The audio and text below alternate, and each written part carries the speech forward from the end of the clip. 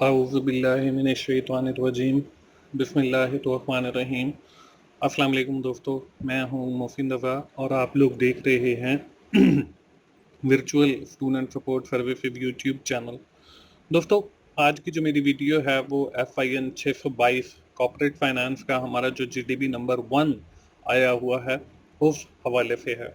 जो दोस्त मेरे चैनल पर न्यू हैं वो जल्दी से मेरा चैनल सब्सक्राइब कर लें ताकि मेरी हर आने वाली वीडियो आप लोगों तक पहुंच सके और आप उससे सीख सकें। दोस्तों, स्क्रीन के ऊपर आप लोगों को मेरे दूसरे दो चैनल्स 24/7 टीचर्स ऑनलाइन और की टू सक्सेस का लिंक भी नज़र आ रहा है। आप इन दोनों चैनल्स को भी ज़रूर सब्सक्राइब करें और इन पर जो मेरे लेक्चर्स अवेलेबल हैं और आपकी एग्ज़ाम की तैयारी के हवाले से कंटेंट अवेलेबल है, आप उससे भी फ़ायदा उठाएं। दोस्तों, बढ़ते हैं हम GDP की तरफ। इसमें हमें एक केस दिया गया है। Efficiency is the lifeline of any business and the root cause of sustainability and growth. Finance literature pays special attention to the working capital management and its efficiency. The efficient use of working assets reduces the liquidity, smooth operation activities, and enhance the investor confidence. Different turnover ratios provide insight and indication of how efficiency of the business utilize its assets, especially working assets. The example of these ratios are the receivable turnover and inventory turnover ratio and fixed asset turnover ratio. These ratios are often offered to the efficiency ratio, asset utilization ratio, or assets management ratio. We can judge the efficiency of the business by calculating these ratios. In this context, the receivable turnover ratio and inventory ratio are considered the better for short term. दोस्तों, हमें इस case में बताया गया है कि हमारी जो भी बिजनेस की एफिशिएंसी होती है वो डिपेंड करती है वर्किंग कैपिटल मैनेजमेंट के ऊपर। दोस्तों, वर्किंग कैपिटल मैनेजमेंट के हवाले से हम कुछ रेशियोज कैलकुलेट करते हैं और एसेट्स मैनेजमेंट के हवाले से कुछ रेशियोज कैलकुलेट करते हैं, जिसमें रिसीवेबल टर्नओवर है, इन्वेंट्री टर्नओवर है और फिक्स्ड एसेट टर्नओवर है। दोस्तों, हम जो है रिसीवेबल टर्नओवर और इन्वेंट्री टर्नओवर जो है वो हम कैलकुलेट करते हैं for the shorter period of time. इससे इन्वेस्टर को कॉन्फिडेंस मिलता है कि उसकी इन्वेस्टमेंट जो है वो सेफ है और वो ज़्यादा से ज़्यादा जो है उस कंपनी के अंदर इन्वेस्ट करता है। ये दोस्तों हमें एक केस दिया गया। अब इसमें हम लोगों ने क्या करना है, यहाँ पे हमें एनुअल सेल दी गई है कंपनी ए की, यानी कि जिसको मैंने ऑप्शन एक्स लिखा है, ऑप्शन वाई और ऑप्शन जी लिखा है। इसमें एनुअल सेल दी गई है हर कंपनी की, एनुअल क्रेडिट सेल दी गई है, अकाउंट रिसीवेबल दिए गए हैं, अकाउंट पेएबल दिए गए हैं, कास्ट ऑफ गुड सोल्ड दी गई है, एनुअल परचेज दी गई है, एवरेज इन्वेंट्री दी गई है और नेट इनकम दी गई है। आखिर के अंदर हमें जो है the account values are in million के मिलियंस के अंदर वैल्यू है and assume average wherever applicable along with the year of 360 days, और 360 जो है वो हमारे एनुअल जो है वर्किंग डेज है। अब इसमें हमने करना क्या है, calculate the average collection period. हमने एवरेज कलेक्शन पीरियड कैलकुलेट करना है and inventory period of the each company, और इन्वेंट्री पीरियड कैलकुलेट करना है हर कंपनी का। Based upon the calculation which company is consider most efficient, हमने जो कैलकुलेशन करनी है उसकी बेस पे हमने बताना है कि कौन सी कंपनी जो है वो ज्यादा एफिशिएंट है। Justify your selection with the valid concise argument, और फिर हमने उसका रैशनल देना है, उसकी बहस करनी है, आर्ग्यूमेंट देना है कि क्यों हमने जो है उस ऑप्शन को सेलेक्ट किया है। ये दोस्तों हमारा GDP है। बढ़ते हैं हम इस GDP के सोल्यूशन की जानिब।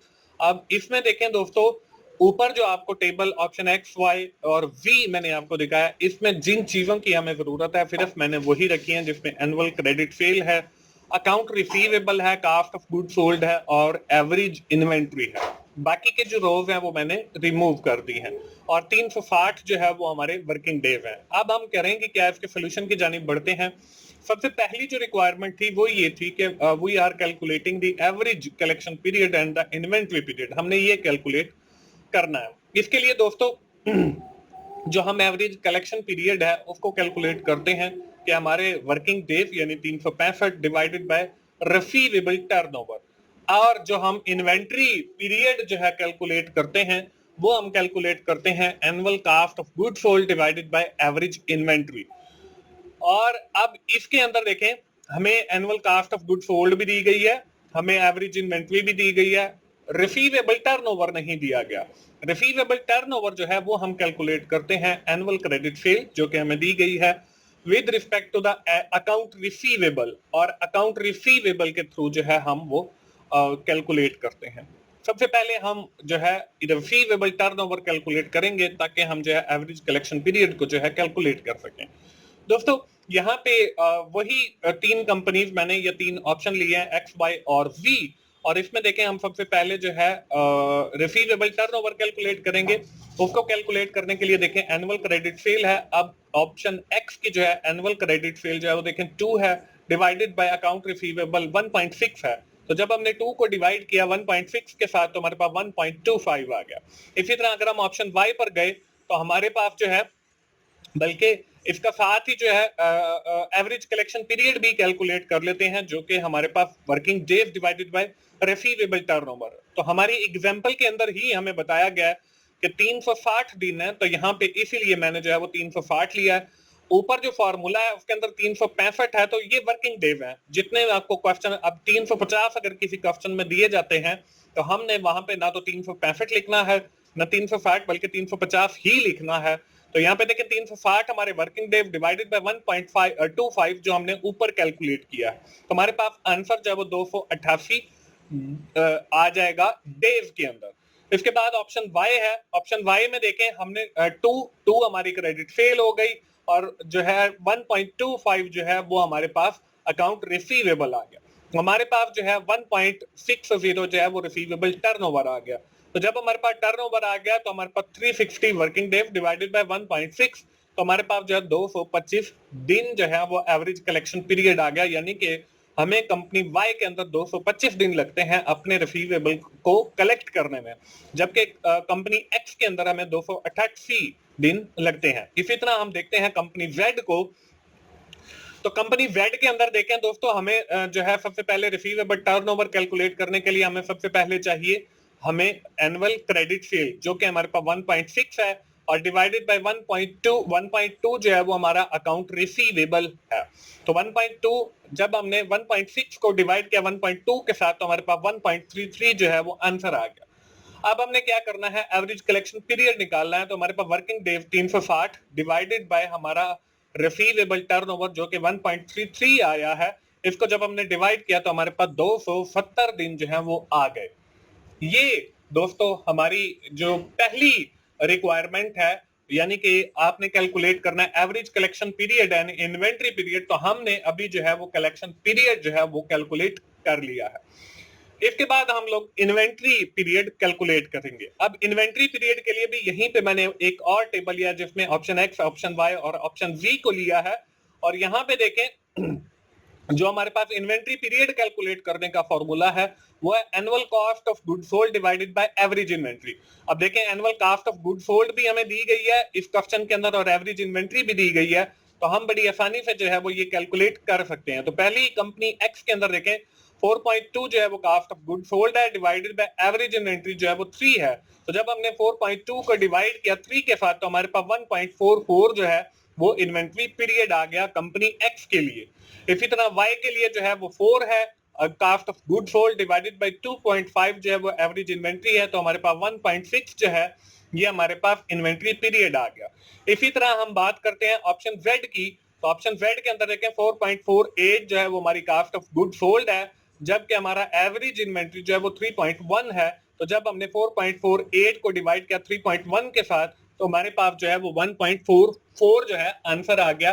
तो ये हमने एवरेज इन्वेंट्री और एवरेज हमारे पास जो है कलेक्शन पीरियड ये हमने कैलकुलेट कर लिया।